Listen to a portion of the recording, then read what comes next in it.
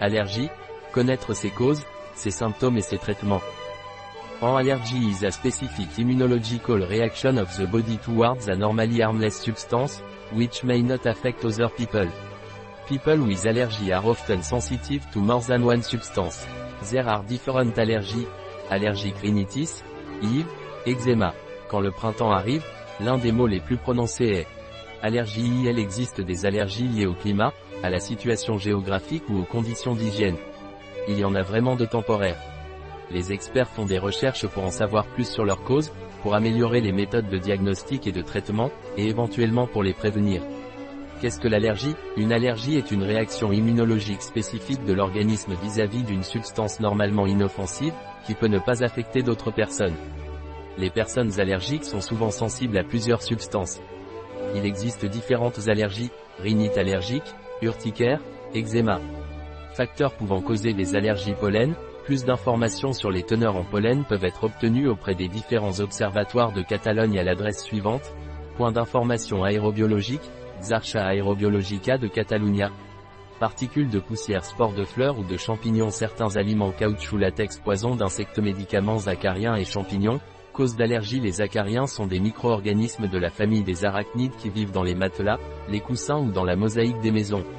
Ils se nourrissent d'écailles ou de cellules mortes que la peau des gens perd.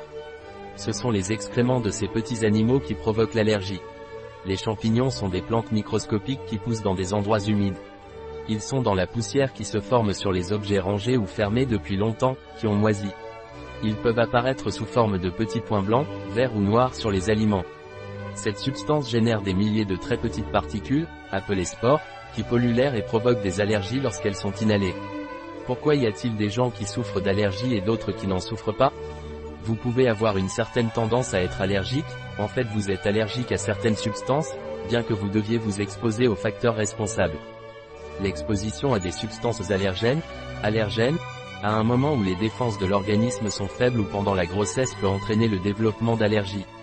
Qu'est-ce qu'une réaction allergique? Normalement, notre système immunitaire réagit aux agents envahisseurs, tels que les bactéries ou les virus. De plus, dans la plupart des allergies, le système immunitaire réagit à une fausse alerte. Lorsqu'une personne allergique entre pour la première fois en contact avec l'allergène, son système immunitaire traite cet élément comme un envahisseur et se mobilise pour le combattre. Et il le fait en créant de grandes quantités d'un anticorps, protéine combattant la maladie, appelée immunoglobuline E, ou IgE. Chaque anticorps IgE est spécifique d'un type d'allergène. Dans le cas du pollen, chaque anticorps est spécifique à un type de pollen. Lorsque l'allergène trouve son IgE spécifique, il signale à la cellule de libérer de puissantes substances inflammatoires, telles que l'histamine.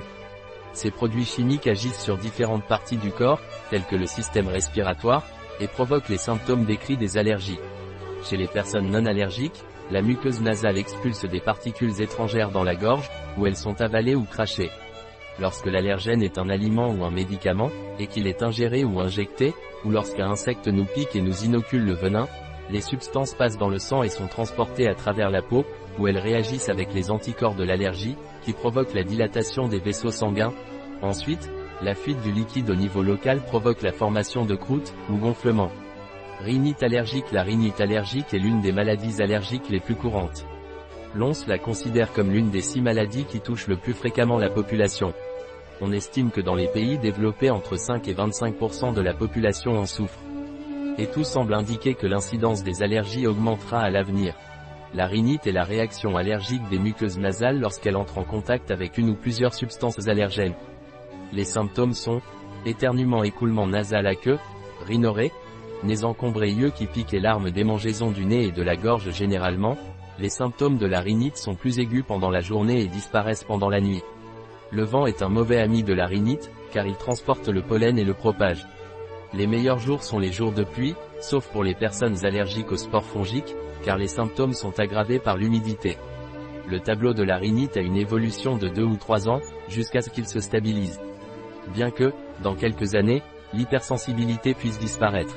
La rhinite peut être saisonnière ou chronique, persistante toute l'année. Rhinite saisonnière IL est aussi appelée rhume des foins, bien qu'il n'ait aucun rapport ni de fièvre ni de foin. Les personnes sensibles au pollen de plantes qui dépendent du vent pour la pollinisation, et aux spores de champignons et de moisissures en sont atteintes. le printemps est peut-être la saison la plus détestée par les personnes allergiques. Ils sont affectés par le pollen des arbres et des fleurs au printemps, et par les graminées et les garrigues au début de l'été et à l'automne. Les allergènes les plus fréquents en milieu méditerranéen sont pellitoires, bananiers, graminées, olives, rhinites chroniques. Elles se produisent tout au long de l'année, même si des crises peuvent survenir à certaines périodes ou dans des circonstances particulières. Généralement, les causes sont les acariens, composants communs de la poussière domestique, poils d'animaux domestiques et excrétion de cellules spores fongiques. Les symptômes sont presque les mêmes que ceux de la rhinite saisonnière, bien que l'obstruction nasale soit plus prononcée. Mais en revanche, il n'y a pas de démangeaison. Les allergies aux champignons peuvent présenter les mêmes symptômes que les allergies au pollen et, en plus, provoquer des démangeaisons au niveau du cou, des yeux et des oreilles. À certaines occasions, elles peuvent être associées à des maux de tête, de la fatigue, une perte de concentration. La rhinite allergique peut se compliquer, entraînant une perte auditive, une sinusite et des polypes nasaux. Chez l'enfant, elle peut entraîner des modifications de la structure osseuse du palais et même de l'asthme. Comment une allergie est-elle DETECTE? La méthode la plus courante pour ce faire est le test cutané, qui mesure la réponse d'une personne à un allergène test injecté par voie intradermique. La prévention. Il devient très difficile d'empêcher une réaction qui peut être déclenchée par de minuscules corps transportés par l'air. Néanmoins, les recommandations suivantes peuvent être faites. Éviter les allergènes, pour empêcher la réponse immunitaire. Garder les fenêtres des maisons et des voitures fermées.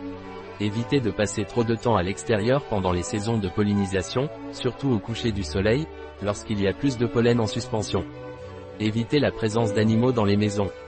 Si ce n'est pas possible, assurez-vous qu'ils sont très propres et ne leur permettez jamais l'accès aux chambres.